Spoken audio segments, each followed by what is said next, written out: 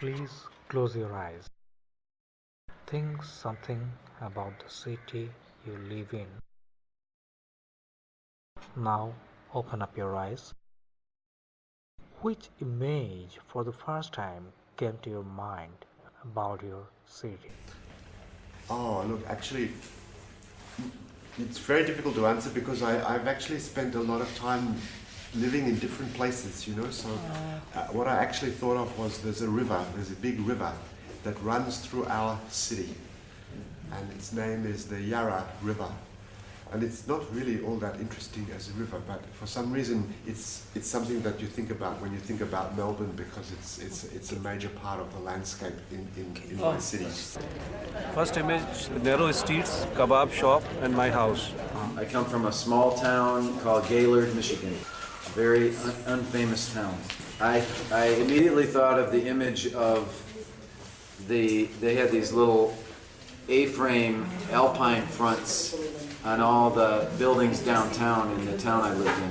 It was this place where people skied, snow skied. Yeah. So it was a theme in this whole town about skiing. So everybody in my town skied. I was skiing when I was 5 years old. So the memory I have is everybody was skiing when I grew up. First I thought about my mother who lives in that city. Right. And then I thought about the town hall. Town hall. There's a big square in the center of the city. And there's the town hall. The square, big square. And then this town hall, it's like old architecture. And that was my image.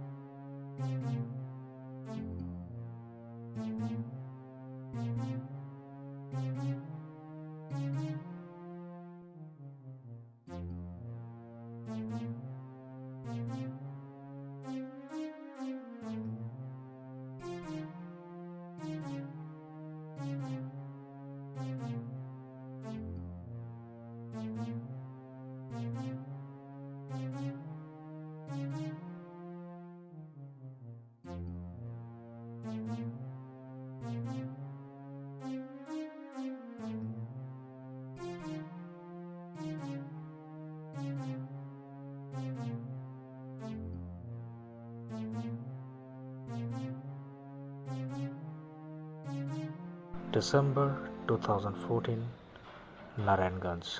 Dear Raina, I am going through a crisis. You are just 5 years old, and I know you will not realize my problem right now. But surely you will feel my agony reading this letter someday while you are grown up. I cannot visualize any image of Narayangonj. The ongoing trend of modernization erased all my memories about the city, and feel guilty as somehow I am involved with this destruction. We never could imagine such a traffic congestion on this road, even in nightmare.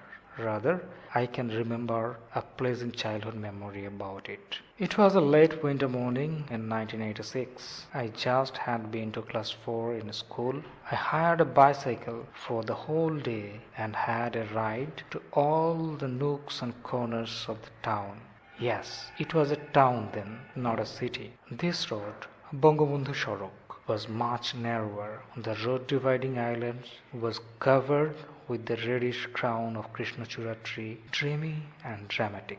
The traffic was mostly rickshaws and sometimes a few buses. Some modern buildings were just started to be constructed at both sides of the road. But the main feature was the colonial or post-colonial buildings that shaped up the town visually authentic. It was quite an well-organized town till then. The scenario got changed suddenly, just within a couple of years. Rapidly, the population increased a lot as the town became an industrial hub for ready garments manufacturing. The residential buildings turned into factories overnight. The road became busier day by day, and the vacant lands started to be filled up with unplanned buildings to accommodate the increased population. The town was declared as a city one day, and the trend of high-rise building emerged as it was found commercially prospective. The real estate boom captured all the water bodies and fast-flowing lowlands, encroached the river bank and started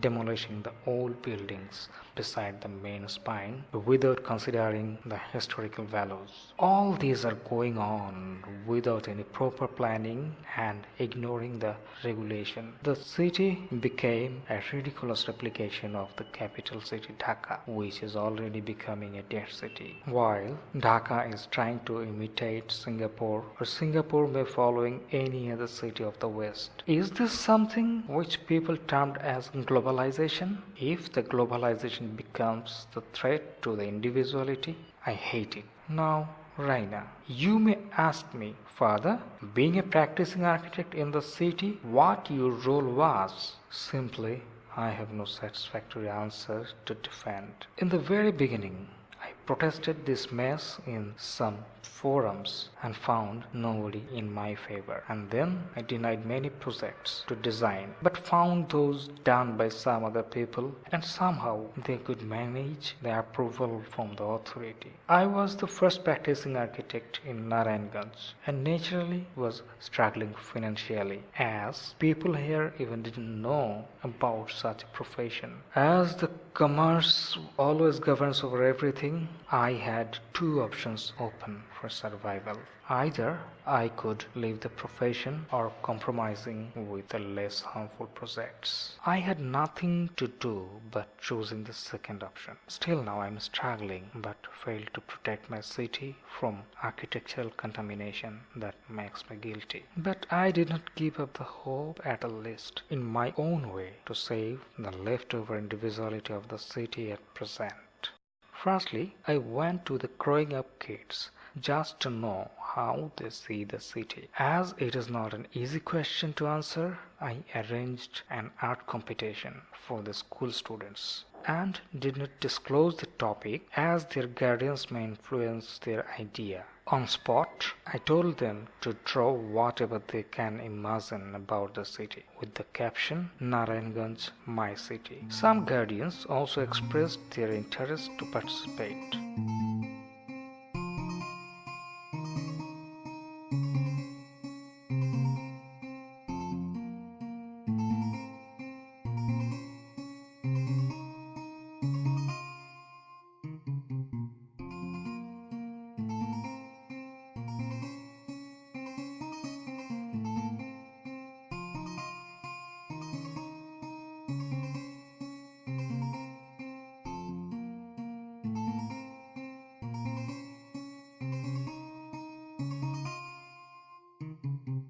The competition is over.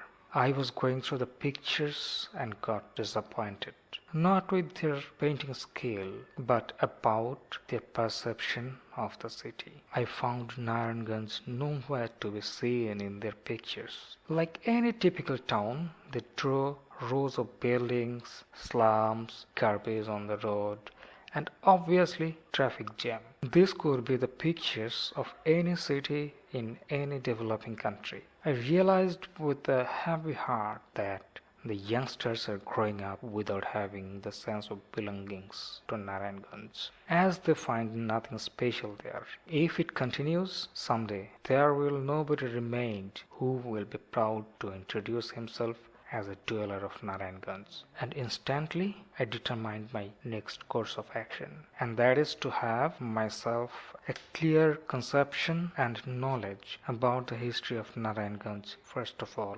I got a lot of historically important places around the city and like to visit all those to get an idea about the present condition. I plan to visit in first phase only the artifacts dear to my childhood memories that built up my sense of belonging to Narayangonj. Firstly, I attempted for the Hajiganj fort. We called it Killa. Crossing the Kellar pool, the fort has been hidden by rows of warehouses on the north of the Ishaka road. No battle took place in this fort. Around 400 years back, it was built by the Mughals to protect the locality from attack of Mogh and Arakan pirates coming by the river. The river Shitalokka was very adjacent to it. Leaving the history alone, I rushed to the tunnel just getting into it. There is a myth that the tunnel was connected to the Lalbagh fort in Dhaka, and the soldiers could reach there riding on horses through it. Many people attempted to discover the route but could not come back alive.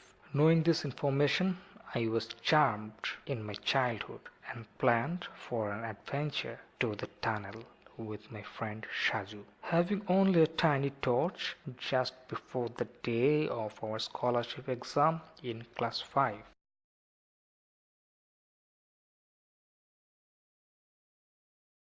I was not prepared to observe such a surrealistic scene here. Sometimes the hard reality supersedes the surrealists. I got this idea on my visit to the fort this time. Ignorance and carelessness to the heritage may make people cruel.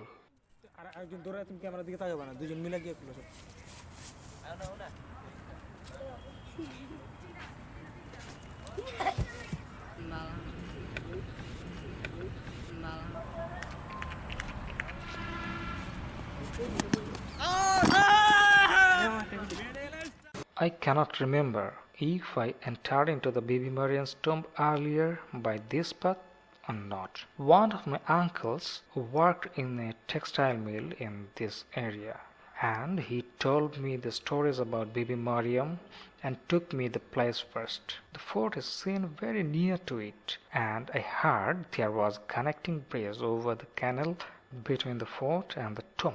According to the architectural style of the Mughals, entrance should have to be grand, not through a broken wall like this. The grave of Bibi Mariam is in the center of the tomb. I could not identify the graves around that, and I started to analyze the architectural features and planning of the complex. The structure on the east was the exit of the complex maybe. The features of the structure on the north made me sure about that to be the main entrance, whereas the row in the north doesn't exist now and captured by a factory. The three-domed Bibi Mariam Mosque is on the west of the tomb. Unplanned extension and careless renovation made it architecturally vulnerable. According to the axial planning of the Mughals, there must be some structure on the south, but I found nothing there. Rather, the girls' school is on the southwest. I got to know about a mysterious place at the northwest of the complex, beside the residence of the headmaster of the school. According to the caretaker of Bibi Mariam Mosque, some Musa Khan used to meditate there, and his grave is also there. The myth about a tunnel to Dhaka is also here, but that has been kept hidden as some mishaps may occur. The archaeological department deserves credit as it turned a ruined structure into the current state, but it should have to be more caring about the maintenance, as a notice board alone cannot protect the heritage from destruction. There was a time we made excuses to come in touch to the river. I am becoming nostalgic coming here after a long time, but I got shocked just seeing across the river. A cement factory is there and the other old buildings has been demolished for a project of some real estate company. How nice was the place once. Almost 15 years back, when I attempted to shoot my first film, this was the location for my Butterfly in Rain.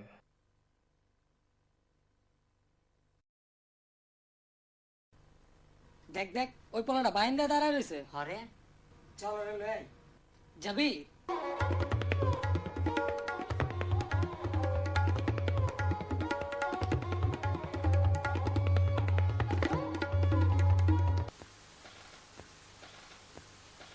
ভাবি ওদিকে চলেন নদীর কাছে।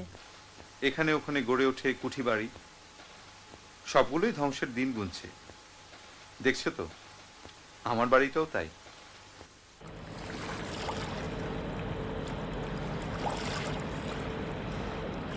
Crossing the river, I reached to Narayangonj. The golden days of jute is being faded away. Even then, some jute mills are struggling still to get those days back. I came here to observe Qadam Rasul Fair. We call it Barabahat. It takes place for a week on the occasion of Eid Miladun Nabi. I missed it just for one day, whereas we eagerly counted days for it in childhood. Whatever, I attempted to visiting the Qadam Rasul instead. It is told that the footprint of Prophet Muhammad sallallahu alaihi wasallam is preserved on a stone for 500 years.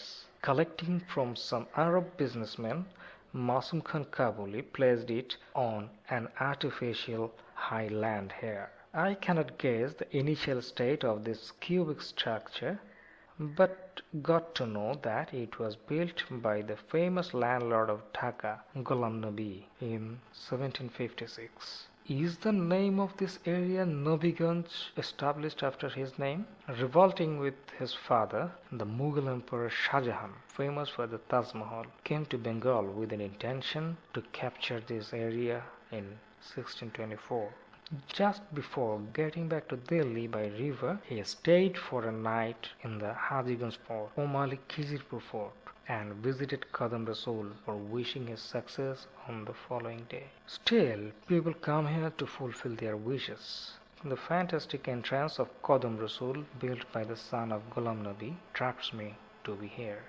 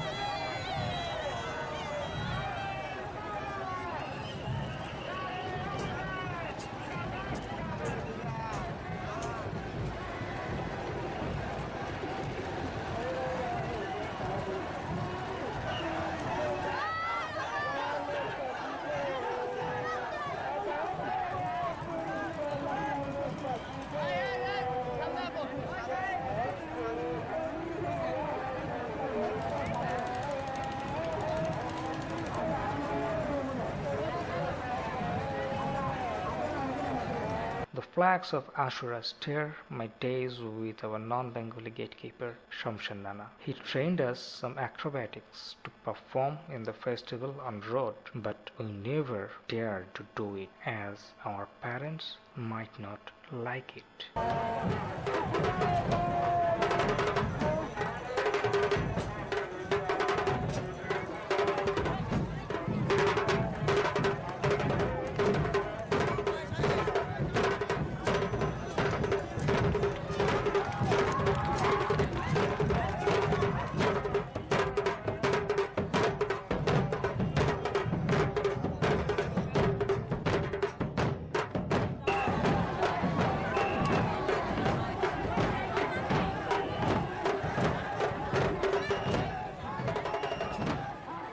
my next destination is Shonakanda Fort. I came here in my university life with a photography assignment.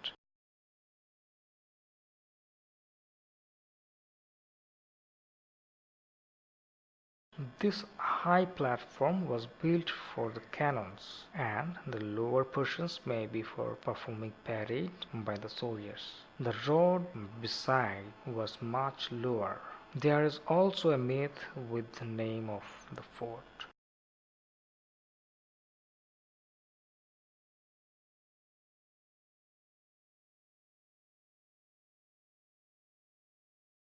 The fort was built in the meeting place of the Shitolokha, Meghna and the Dholeshwari river. All these three rivers changed their courses now. The shipbuilding dockyards were established by the Shitolokha very near to Shonakanda. It was another episode of the golden past of Narayangonj. Both light and heavy water transports were built here and were exported to home and abroad. As the river was a health-soothing place, doctors used to prescribe for a trip to Shitolokha. We also used to hire a boat for the day and imagined a journey to be the land of fantasy. The city was flourished based on this river, as it was the most important water channel for trading in this delta. The jute and salt were the products that made the fortune of the city. The river is losing its depth, the banks are being encroached, and the industrial chemical waste is polluting it horribly. Even then, it is always busy, as it is the largest river port of this country of river. But if we don't beware of these misdeeds, the river will not exist in the coming days. Can anybody imagine Narayangonj without Shitolokha?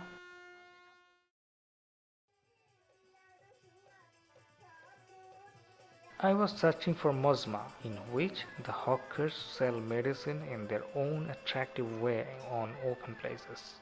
As the open places got disappeared in the city, it became vanished.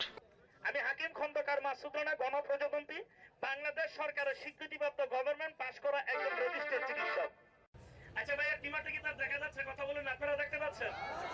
ওদিকটা কি দেখা যায়? এটা কোনো medical ক্লিনিকে গেলে এটাকে এখান থেকে এই পর্যন্ত চাকুদা ফাইরা শিলি করবে, দাগ থাকবে যতদিন বেঁচে থাকে চেহারার ভিতরে। আর আমার ওষুধ খাবে 3 মিনিট পরে ইনার এই টিমারটা ভালো হয়ে যাবে ইনশাআল্লাহ। আমার মনটায় ধর্ম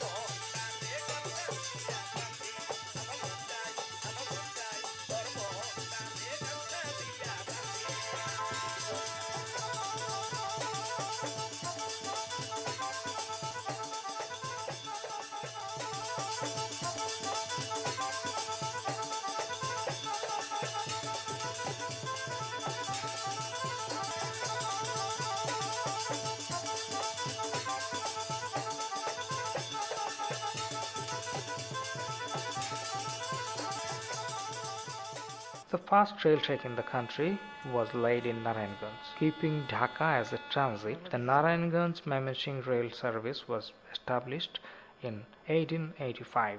This indicates the commercial importance of Narayangonj at that time. The reason behind this was the multimodal transportation facility.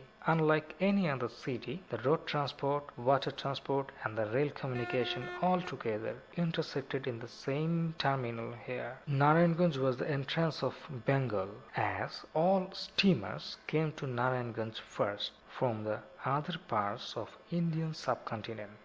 And so most of the famous persons of the greater India came to Narayangonj. I was waiting for the Bengali New Year fair at Accra. Without any discontinuity, this fair has been taking place at the same venue for 150 years or more. We never wanted to miss it. Every year, it was very common for me to buy a putt-putt launch, burnt a tiny torch or a candle inside that in my toy vehicle, and just after putting it to water, it started to move forward with put put put put put put put put sound. I searched that once again in the fair, but did not find any. I got released to see the sweetmeats remained the same.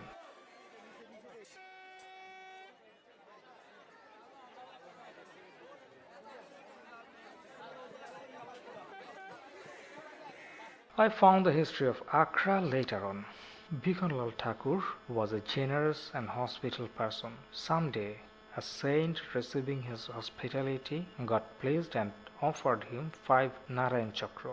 Bhikanlal laid those to the Narsinghaji, Idrakpur and one in this Lakhi Narayan Accra. To meet up the expenses of these offerings to Narayan, Bhikanlal founded a trust with some land beside the river Shitalaka and made a marketplace there. In course of time, that marketplace got expanded into a famous trading center known as Narayangonj after the name of Narayan, and the locality around it is our city today.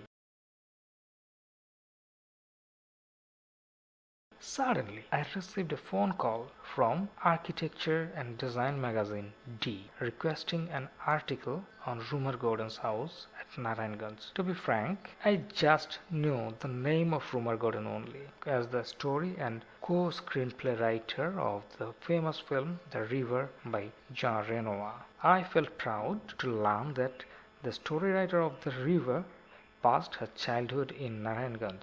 According to the information of T, I found a house near Charagop, but I was confused as we used to play cricket in the lawn in front of it, and the house is now being used as the office of Bangladesh Internal Water Transport Authority. Though I never entered into the building, assumed is to be fit for an office, not for residence. Better, I guessed another house near Borofkol in which I shoot the indoor sequences of my first attempted film, and surely it was the residence of some English people. হতচ্ছাড়া একটা জায়গায় এসে জুটেছে বাবা। এটা একটা জায়গা হলো, এখানে থাকা যায়। উফ, প্রতিদিন নদী পার হয়ে স্কুলে ছেলেটিকে দিয়ে আসো নিয়ে আসো। কি দেখে যে ঢাকা ছেড়ে মফস্বলে এলে তা তুমিই জানো। উফ, আবার ইলেকট্রিসিটি নেই, আর ভাল লাগে না। কি একটা জায়গায় এসে যে পড়লাম। জানি ভাবি কোথায়? আছে আছে, এ তো ক্ষুদিত পাষাণ।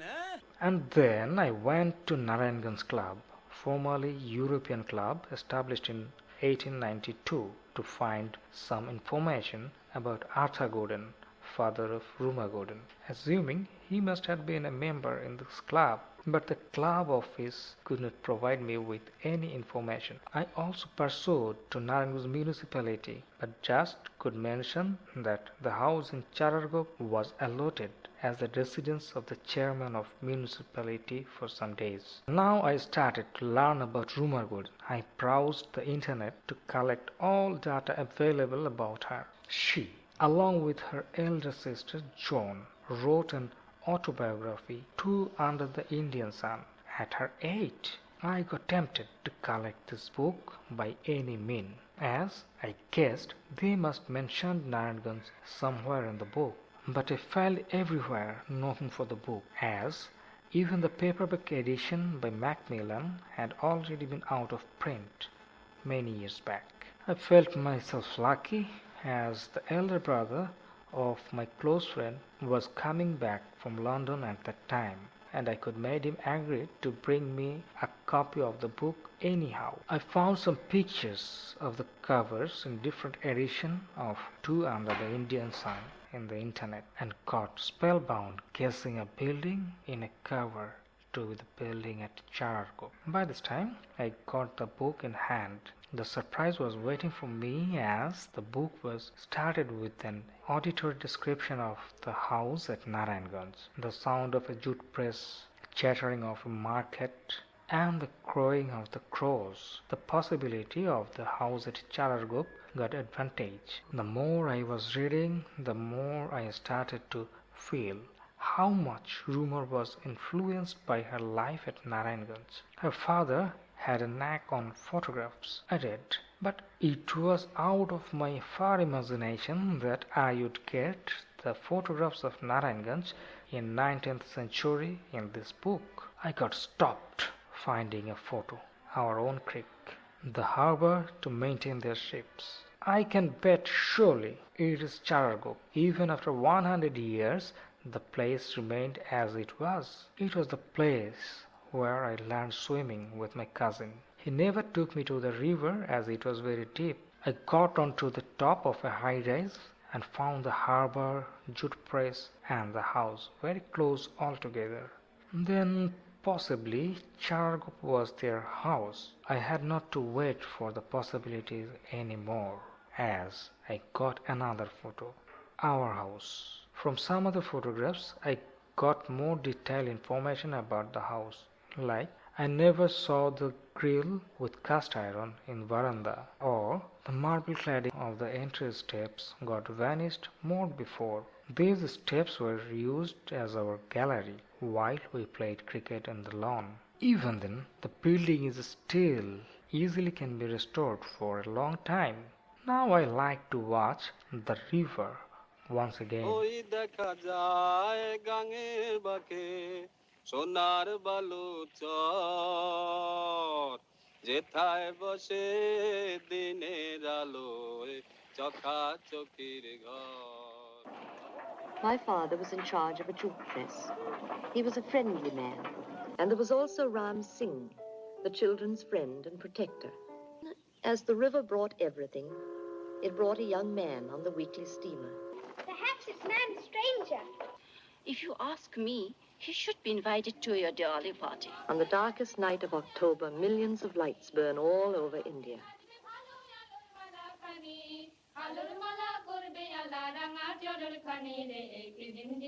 We lit the gorgeous Vishnu Chakra Ram had chosen for us. They burst forth into a fountain of sparks, and all our emotions burst with them. Among these symbols is Kali, goddess of eternal destruction and creation. Creation being impossible without destruction. Show me. Maya, am I beautiful?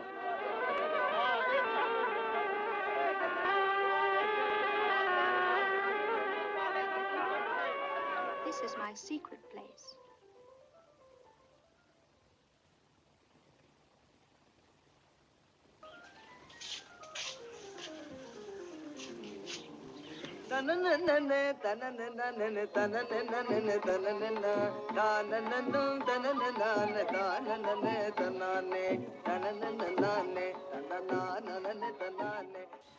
Hindu women come to the tree to worship and to pray for the blessing of a son.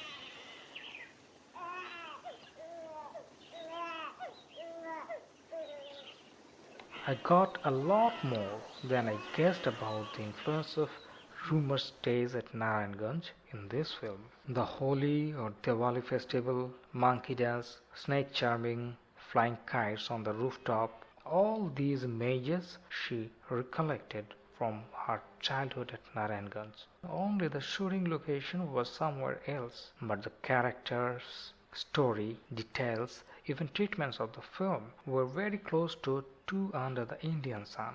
Then, wasn't the river in the film the image of Shitalokka? Midnight, noon.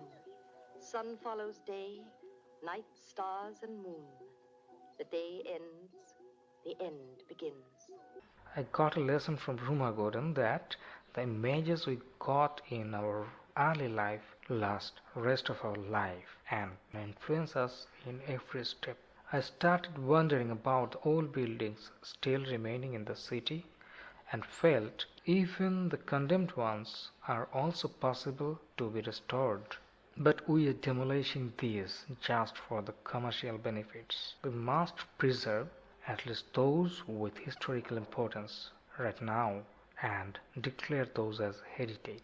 We need nothing but respect and devotion. I found a Facebook community that tours and observes the heritage around the country. Mostly they are architects.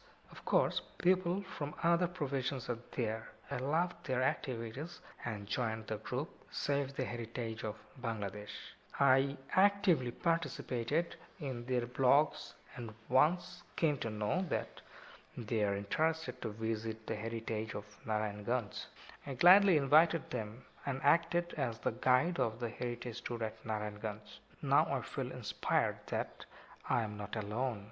I made an idea to involve the youngsters of my city to be the part of my journey. Firstly, I like to give them an orientation to the unique places in our city. I arranged a painting exhibition at Hajiganj Fort with the pictures they painted in the competition Narayangonj, my city, earlier.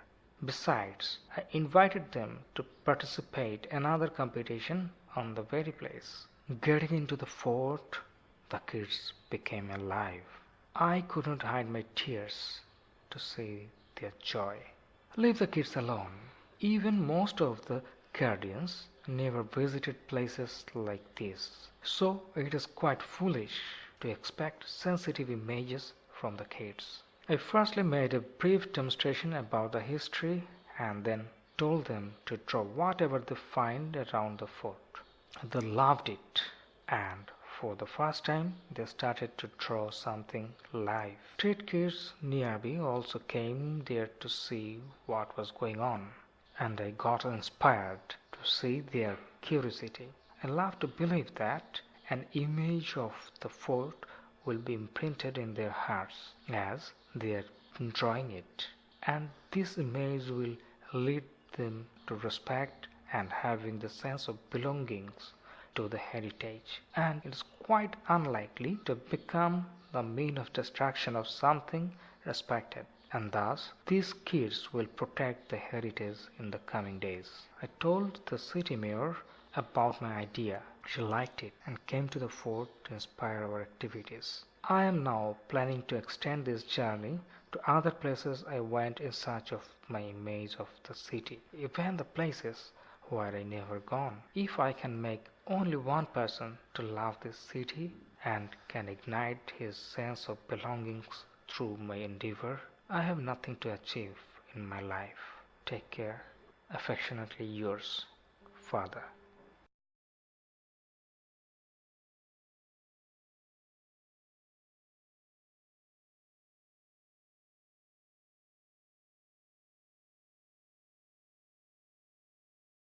I started to translate Two Under the Indian Sun in Bangla and coincidentally found a documentary by BBC, and a major part of that was shot in Narayangonj along with the Ruma Gordon herself.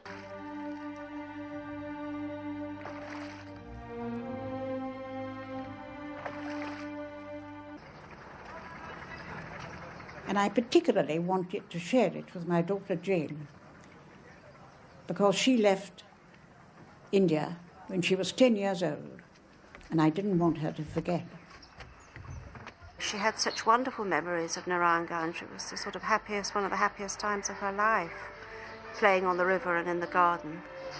And she'd often described it to me. She used to have a large photograph of it in her bedroom.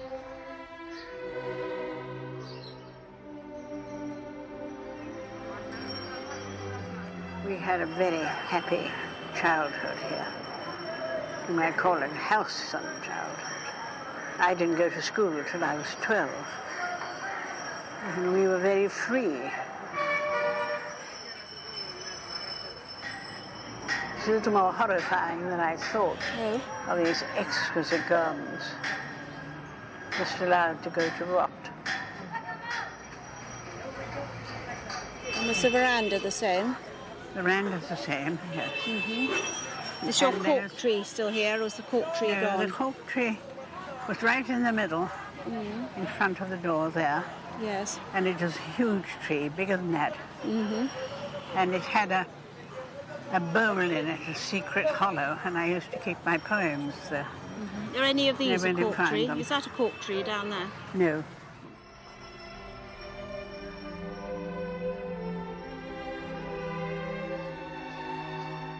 In the little town in Bangladesh where we lived, there were very few other children, and there were certainly no books. So we wrote our own. I never remember a time when I didn't write. I wrote my autobiography when I was 8. It was very highly coloured and utterly improbable. When I showed it proudly to my father, he laughed.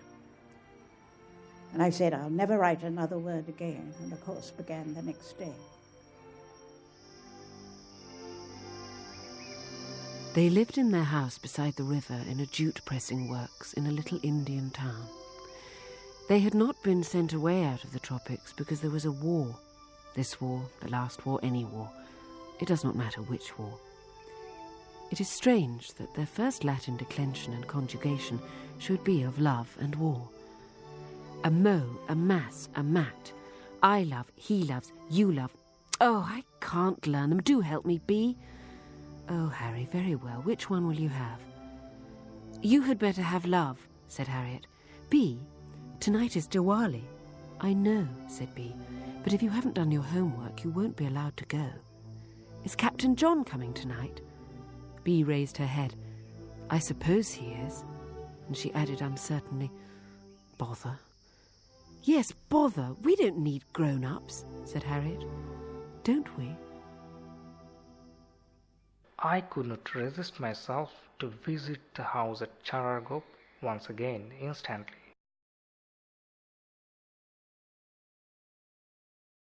All my excitement got fused to see the billboard in front of it. Giant real estate company grabs the land to construct a commercial complex here.